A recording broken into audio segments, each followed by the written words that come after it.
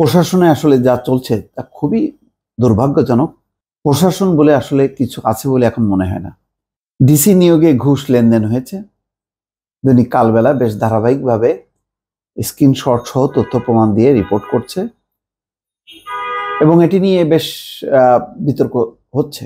এমনিতেই গোলমেলে একবার নিয়োগ হচ্ছে, বাতিল হচ্ছে, তারপরে বিক্ষোভ হচ্ছে, 17 জন উপসচিবকে শোকজ করা হয়েছে, শাস্তিমূলক ব্যবস্থা নেওয়া হবে। এলোমেলো অবস্থা, সামাল দেয়া যাচ্ছে না। এর মধ্যে আবার ডিসি নিয়োগে ঘুষের লেনদেন, এবং তাও কি বেশ বড় অঙ্কের।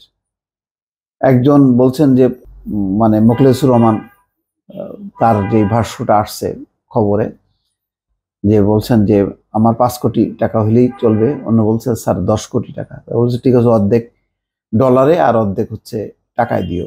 আবার বলতেছে যে আমার টাকার প্রতি এত লোভ নেই। যাই হোক, এইসব বিষয়গুলো নিয়ে সামনে আসছে যখন, সাংবাদিকরা আজকে মুখোমুখি হয়েছে ওই সচিবের সামনে।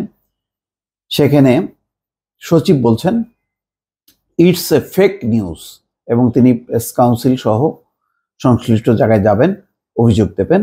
খবরে বলা হচ্ছে মোটা অঙ্কের অর্থের বিনিময়ে জেলা প্রশাসক নিয়োগের অভিযোগে জনপ্রশাসন মন্ত্রণালয়ের সিনিয়র সচিব মোহাম্মদ মোখলেসুর রহমান এবং 2 যুগ্ম সচিব ডক্টর জিয়াউদ্দিন আহমেদ ও আলী আজমের বিরুদ্ধে গণমাধ্যমে সংবাদ প্রকাশিত হয়েছে। মানে কালবেলাতে মূলত যে অভিযোগ উঠেছে তা মূল্যহীন বলে মন্তব্য করে সিনিয়র সচিব বলেন ইটস এ ফেক নিউজ। বৃহস্পতিবার সচিবালয়ে সাংবাদিকদের সঙ্গে আলাপকালে প্রশ্নের জবাবে সিনিয়র সচিব এই মন্তব্য করেন। প্রতিবেদনে যে স্ক্রিনশট প্রকাশ করা হয়েছে তা আইফোনের, কিন্তু তিনি স্যামসাং ফোন ব্যবহার করেন বলেও দাবি করেন সিনিয়র সচিব। তিনি বলেন ওই পত্রিকার বিরুদ্ধে ব্যবস্থা নেওয়া হচ্ছে, এই ধরনের অভিযোগ আমলে নিচ্ছি না। কিন্তু কথা হলো যে তিনি একজনের তো একাধিক সেট থাকতে পারে, আইফোনও থাকতে পারে, স্যামসাংও থাকতে পারে। তো তিনি বলছেন যে ওটা হলো আইফোনের, কিন্তু স্যামসাং ফোন, 2টা ফোনও তো থাকতে পারে। এখন তো যা অবস্থা, ছড়াছড়ি, ফোনের ছড়াছড়ি। তো আসলে এটার সমাধান এটা না।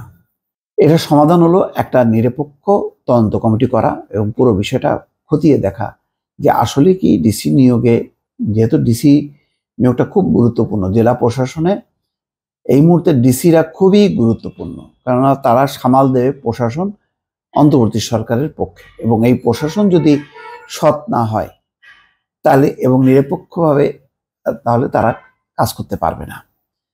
তাহলে অন্তর্বর্তী সরকারের ব্যাপারে মানুষের কিন্তু খুব দ্রুতই ক্ষোভ জন্ম নেবে। ইতিমধ্যে যে নিয়েছে এই ব্যাপারে কোনো সন্দেহ নেই। আইন শৃঙ্খলা পরিস্থিতি সামাল দেওয়া যাচ্ছে না নানান কারণে, একের পর এক বিভিন্ন হত্যাকাণ্ড চলছে, শিল্পাঞ্চল অশান্ত, চুরি ডাকাতি রাহাজানি খুবই বেড়ে গেছে। এর মধ্যে যদি প্রশাসনে এইরকম ডিসি পদের মতন একটা গুরুত্বপূর্ণ জায়গায় যদি এরকম ঘুষ লেনদেনের হয়ে থাকে, এটা খুব দুর্ভাগ্যজনক। এরকম ঘটনা শেখ হাসিনা 15 বছরের শাসন আমলে তলে তলে কি হয়েছে জানি না, কিন্তু কখনো কোনো গণমাধ্যমে আসেনি। আর এখানে জনপ্রশাসন মন্ত্রণালয়ের একদম যে দায়িত্বপ্রাপ্ত সিনিয়র সচিব মোখলেসুর রহমান, তার বিরুদ্ধে সরাসরি আসছে। আজকে তাকে গণমাধ্যমের মুখোমুখি হয়ে বলতে হচ্ছে যে না, ইটস এ ফেক নিউজ।